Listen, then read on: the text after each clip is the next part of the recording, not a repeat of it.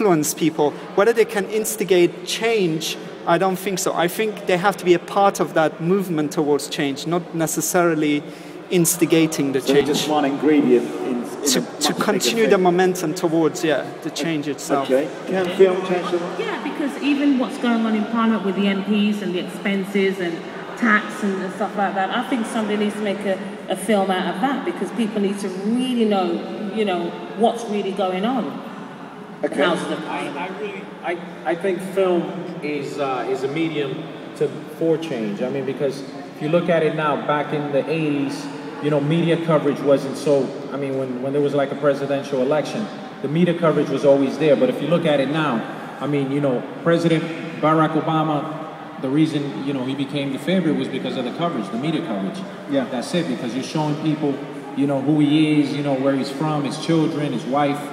He's the everyday Joe, which he is, compared to like George W. Bush, you know, who spends his time shooting little discs or something. I mean, so in a way, it's already happening and happened. The media coverage, you know, being on the camera, that's revolution right there, because, you know, we got our first black president in America, and that's revolutionary right there.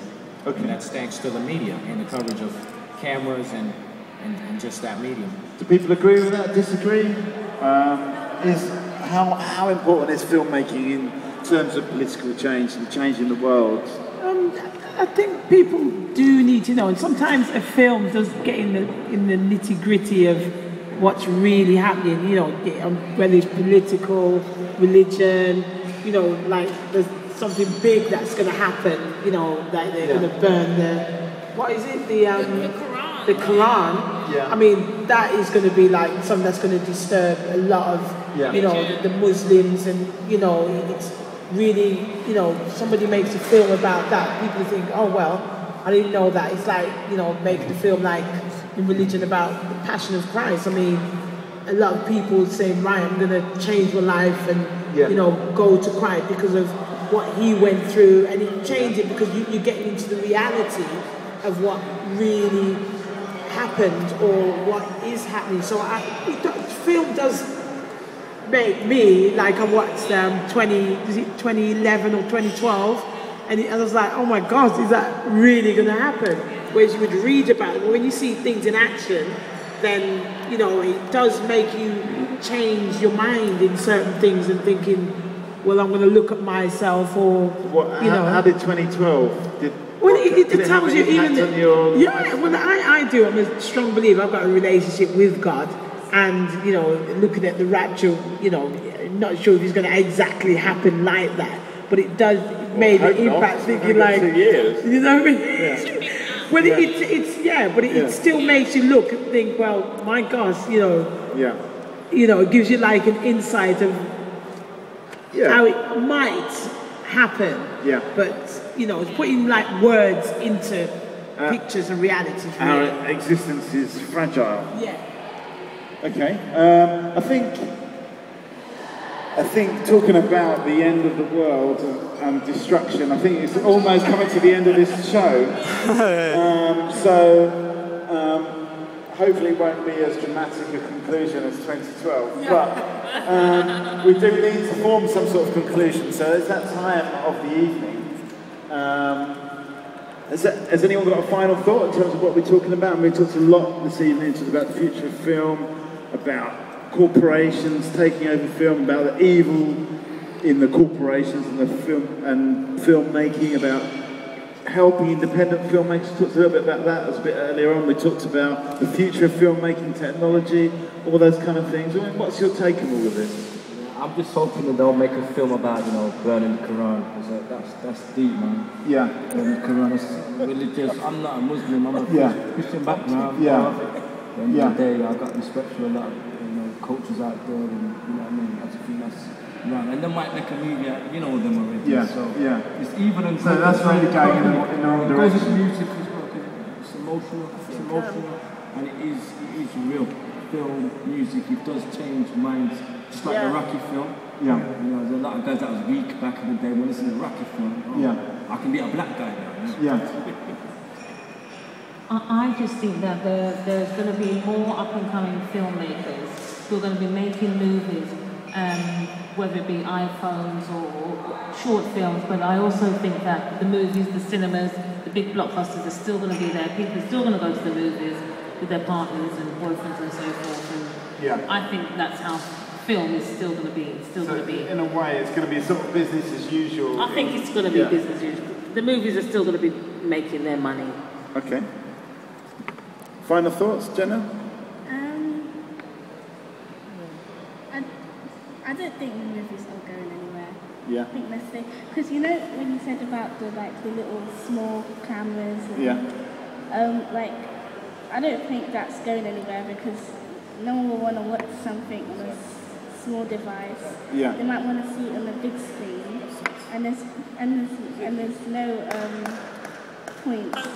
There's no point of watching it on a small screen. But you can shoot something on a small camera and watch it on a big screen. Yeah, that's possible. But I'm talking about when you shoot something on a small camera. Yeah. And you only can see it on a small camera. Yeah. It's not very. Okay, so you think there's not much future in that?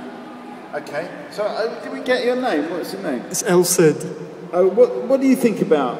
Some of the things we've been talking today. I mean, how would you sum up this conversation?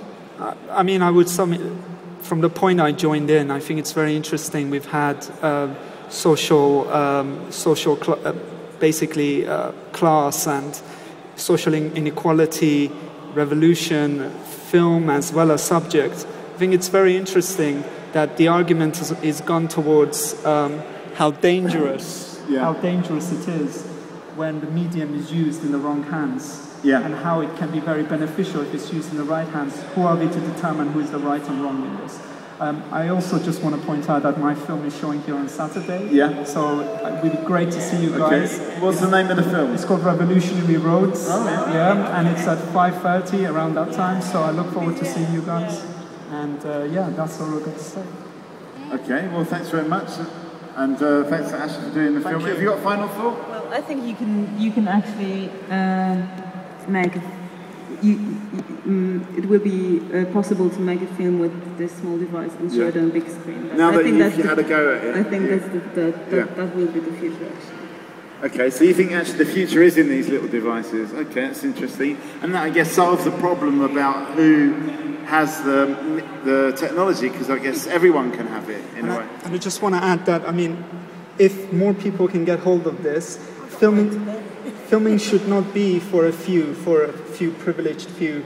It should be for everyone. And if anyone can get that, it is an expensive device, but on contract it's actually free. Yeah. So if anyone can get their hands on this and start filming, why not? Who are we to say who can film? Cameras are expensive equipment, and everyone should be able to film and express their viewpoint. Okay. All sorts happen every day. I just got my iPhone 4 today. I haven't connected it yet. My children are excited, but hands off. But I think it's just freedom for a lot of people doing different things. There's all sorts happening in people's life. Different things, different religions, different looks. And I think an insight to other people's lives and what they do will open that understanding and help us to live better with people. Because I like to travel a lot to different countries, and I appreciate people and their religion and what they're all about more. And it gives you I think it lets you get on better, so you haven't got like a tunnel vision of this is how I'm growing up, this is how my parents grew up, and this is how it is. But it's a big, wide world, different countries, different languages, everything. So freedom for all. So in a way, that's the kind of answer to the Quran burning thing. Is like, if people had that insight with all these mobile phones filming what's going on, they wouldn't be so close-minded because they'd see all the different views. Yeah, I think people, as I said, it is upbringing, religious. People will always say, well, what you're doing is not right. But really, is there a right and is there a wrong? I'm a strong believer of God. And I believe, that I'm going to see my Maker one day. But I can't say, well, okay, you should be at this point at this time, as much as I'd like to encourage you, because I believe that God will prepare your heart, to come to that point. But then I can't force it on you. Say, right, I'm going to burn the Quran, I'm going to do the...